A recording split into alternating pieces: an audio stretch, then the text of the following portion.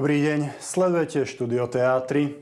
Čínske elektromobily sa predražia. Európska únia ich chce od novembra zaťažiť až 35% dodatočným clom. Hrozí nám obchodná vojna s Pekingom? O tejto téme sa budem rozprávať s Patrikom Kryžanským, riaditeľom Slovenskej asociácie pre elektromobilitu, ktorého už vítam v štúdiu. Dobrý deň. Dobrý deň. Pán Kryžanský, približme si na úvod, s čím vlastne prichádza Európska únia.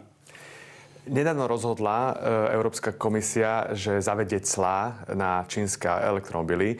Je to vlastne reakcia na to, že jednak čínske elektromobily potenciálne môžu zaplaviť európsky trh a takto spôsobiť problémy európskym automobilkám. Ale samozrejme je to širšia téma hry o to, ako vieme zarobiť v úvodzovkách na transformácii, pretože automobilky v Európe chcú vyrábať elektromobily a chcú transformovať, ale Čína vlastne hrozí konkurenciou, lebo naozaj čínske elektromobily sú veľmi konkurencieschopné z pohľadu technológie aj z pohľadu batérií a zároveň sú veľmi, veľmi lacné alebo výrazne lacnejšie.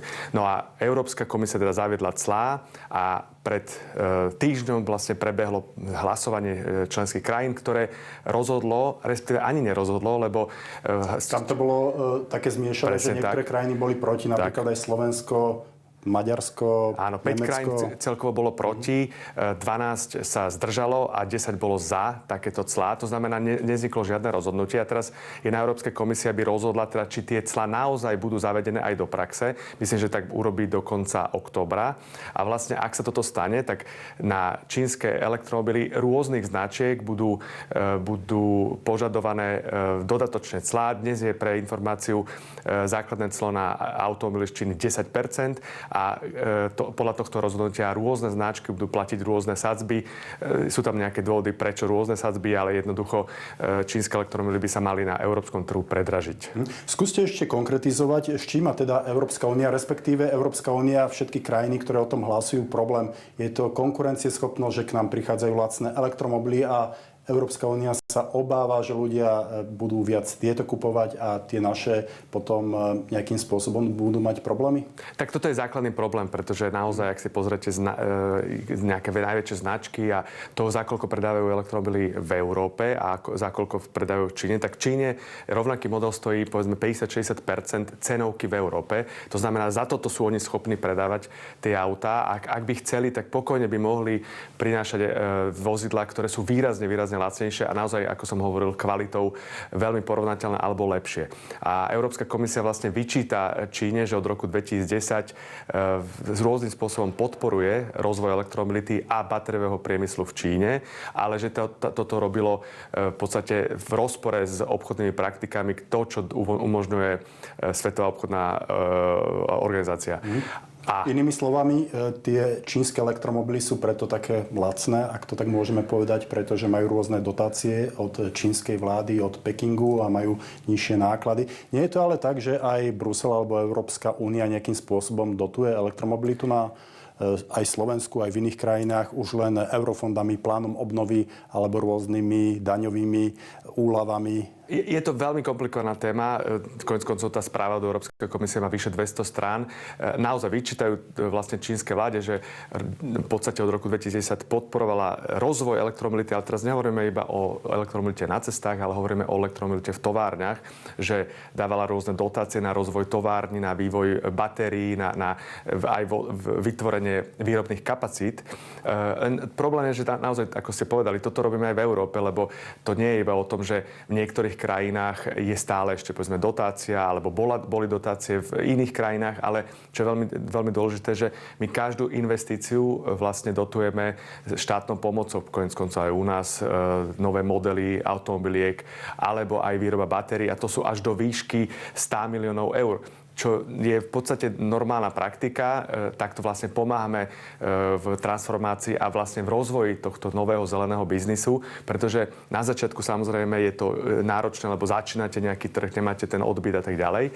Dnes je to samozrejme už väčším mainstreamom, by som povedal, ale je to veľmi problematické samozrejme porovnávať, že kto to podporuje viacej. Každopádne Európska komisia takto zareagovala a dôležité je, ako zareaguje Čína, lebo to je ešte teraz veľká téma. K tomu sa dostaneme. Chcem sa ešte opýtať. Zaujímavé je, že tieto nové clá sa nemajú týkať len čínskych modelov, ale aj či už európskych alebo amerických automobiliek, ktoré vyrábajú v Číne elektromobily a exportujú ich do Európskej únie, tak toto clo ich má tiež zaťažiť. Áno, treba si uvedomiť, že v roku 2023 sa doviezlo do Európy 20% elektromobilov, ktorých sa teda z celkovej masy, ktoré sa predalo, a tých 20% bolo z Číny, ale väčšina z nich boli čínske značky, boli značky európskych automobiliek, ktoré v Číne vyrábajú pre európsky trh. Takže napríklad BMW, Volvo, Cupra, Mini, Dacia, to znamená tie značky, ktoré teoreticky si kupujú európski odberatelia, ale v Číne jednoducho automobilky vyrábajú. To znamená, že tieto autá budú takisto zaťažené, napríklad aj Tesla, ktorá vyrába v Šanghaji pre európsky trh. A vlastne zákazníci budú platiť clo navyše. K čomu to smeruje? Chce Európska únia nejakým spôsobom či už prinútiť alebo dať najavo európskym automobilkám, že mali by mať fabriky v Európe, aby neplatili clá? Presne tak, toto je hlavný dôvod, prečo to robia. Jednak, aby pomohli automobilkám v Európe a dali im druhý dých, tak povediac, aby mali nejaký čas a mohli dobehnúť Číňanov, a čo sa týka masovosti, ceny a technológie. Ale čo je veľmi dôležité, oni chcú prinútiť, aby čínske fabriky vznikali v Európe, to znamená, aby čo najviac tej hodnoty bolo tvorené u nás. Koniec koncov aj dnes, respektíve v tomto čase sa debatuje o tom, že či nejaké automobilky nevzniknú v Španielsku, v Taliansku. Každá z týchto krajín v podstate súťaží o to, aby prilákala Číňanov a vybudovať nejakú fabriku. Dotkneme sa ešte tej kvality čínskych elektromobilov. Možno to divákov zaujíma, ktorí zvažujú, že by si nejaké takéto auto kúpili. Vy ako odborník, ako ich hodnotíte? Sú veľmi na vysokej úrovni. Ja samozrejme som mnohých sedel a v podstate máte pocit, že sedíte nazval by som to v európskom aute, aj keď teda nechcem povedať, že európske auta sú tie vždy najlepšie, ale každopádne máte normálne pocit dobrého auta. Treba si uvedomiť, že Číňania sú naozaj popredu v softvéri a moderné auto je veľmi výrazne tvorené softvérom.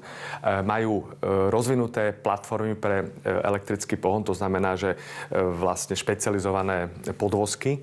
Koniec koncov európske automobilky vytvárajú aj aliancie s Číňanmi, aby vlastne mohli využiť tieto výhody. No a máte v podstate pocit, že to je to auto, do ktorého by ste si sadli. Samozrejme, Číňanom chýba veľmi dôležitý fakt a to je predajná sieť v Európe a hlavne servisná sieť. Servis. Presne to som sa chcel aj opýtať. Po pár rokoch sa môže niečo stať a väčšinou sa stane s autom. Aké sú možnosti potom servisovať takéto auto nejakej čínskej, menej známej firmy? Áno, tak pre nás sú to menej známe firmy. Mimochodom, to sú firmy, ktoré vyrábajú milióny aut. Takže to nie je, že by sme mali akože malé značky, len my ich nepoznáme, alebo teda ja ich poznám, ale bežný zákazník ich nepozná. Treba si uvedomiť, že Číne sa v súčasnosti predáva vyše polovice všetkých vozidiel elektrických. To znamená, že to sú aj značky, ktoré vyrábajú masovú produkciu veľmi vo veľkej miere pre čínsky trh. Ale aby som odpovedal na vašu otázku, presne servis je veľmi dôležitý a treba si uvedomiť, že elektromobily idú do 80 až 90% do firiem. Takže firemné flotily si nakupujú vozidlá a normálne bežná firma asi veľmi nerozhodne v prospech nejaké nové značky, keď nevie, alebo keď vidí, že tá značka nemá niekde blízko servis, lebo nemôžete zabezpečovať proste firemné auta, aby chodili niekam do inej krajiny alebo niekde úplne proste stovky kilometrov opravovať bežné závady. Takže to je problém Číňanov. Inak mimochodom preto aj Číňania zatiaľ so čínskymi značkami veľmi v Európe nebodujú. Majú trhový podiel niekoľko percent, čo je relatívne málo. Je to skôr taká hrozba, ktorá môže prísť. Vráťme sa ešte k tým cenám. Na začiatku sme spomínali, že tie clá majú byť uvalené na čínske elektromobily aj preto, že sú lacnejšie. Dodatočné clá sa budú pohybovať vo výške až 35%. Znamená to, že v pomere k tej cene o toľko to zdražejú, alebo tie marže sú nastavené tak vysoko, že čínski exportéri nejakým spôsobom ešte budú vedieť hýbať s tou cenou? Správne ste povedali, že tá najvyššia sadzba bude 35% pre jednu konkrétnu automobilku a potom budú pod 20%, nechcem ísť do detailov, že ktoré, a jedna bude mať pod 10%. Čo je dôležité je, že Číňania majú naozaj také vysoké marže, v podstate ceny, za ktoré predávajú svoje auta v Európe, majú v sebe zabudovanú výrazne vyššiu maržu ako tú, za ktorú teda predávajú v Číne. To znamená, že reakciou Číňanov môže byť aj to, že veľkú časť tohto dodatočného cla si vsunú do svojej ceny a zákazník ani veľmi neuvidí rozdiel v tej koncovej cenovke, alebo možno iba trochu navýšia cenu, pretože naozaj majú tú možnosť a to záleží na ich vlastne politike, čo teraz urobia. Čína sa môže zachovať asertívne a podobné clá uvaliť aj na európske auta vyrobené v rámci krajín Európskej únie. Čo by to spôsobilo napríklad aj Slovensku? Lebo my sme, dá sa povedať, automobilová veľmoc. No toto je práve ten problém, že Číňania hrozia, samozrejme, oni si nenechajú len takúto facku v obchodnej politike. To znamená, že je veľké riziko, koniec koncov zaviedli už clá, myslím, že na koňak, to sa malo dotknúť Francúzska. Mliečne výrobky, tie zvažujú. Myslím, že koňak kvôli to Francúzi možno preto, lebo to sa iba domnievam, lebo Francúzi vlastne hlasovali proti tým clám, teda za tie clá pre čínske elektromobily, tak možno to je nejaká pomsta, ale to je iba taká špekulácia. Ale každopádne, čo chcem povedať, nás by sa dotkli clá, o ktorých oni hovoria veľmi vážne, a to sú clá na automobily, ktoré sú dovážené do Číny, zvlášť pre tie, ktoré sú väčšie kubatúry nad 2500 kubických centimetrov, lebo Nemecko a potom na druhom mieste Slovensko je krajina, ktorej by sa takéto clá dotkli najviac v Európe. Treba si uvedomiť, že my sme za rok 2023 vyviezli do Číny automobily v hodnote 2,3 miliardy eur a veľká časť, alebo väčšina z toho sú práve tie veľkovozidlá, ktoré sú práve v Číne tak populárne.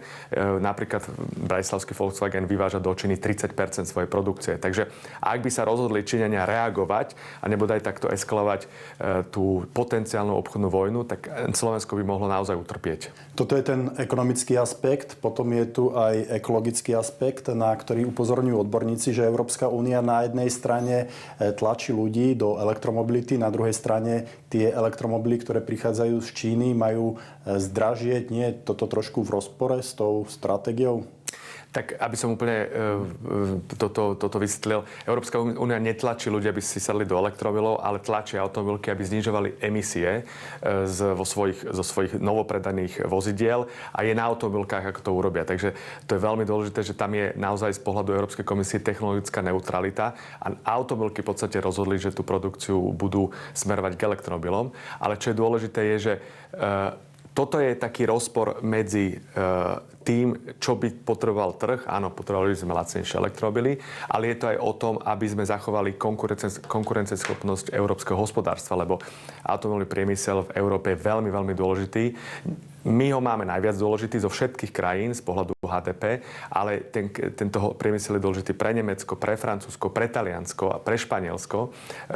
Prináša milióny pracovných miest, takže je veľmi problematické povedať, že my sa pozrieme iba na to, aby mali spotrebitelia nižšie ceny vozidiel a zároveň ale my sme mali problémy s príliš veľkou konkurenciou pre naše automobilky.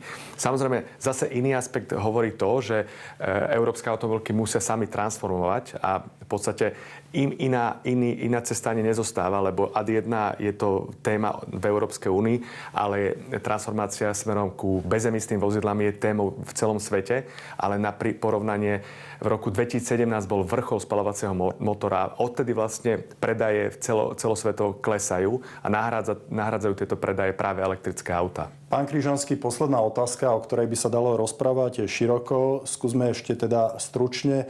Aká je aktuálne situácia, čo sa týka rozvoja elektromobility na Slovensku a čo treba urobiť preto, aby sa zlepšila? Ak hovoríme o tej elektromobilite v továrniach, lebo však o tom to je vlastne tá debata, je v podstate Slovensko je na ceste v transformácii našich fabrík.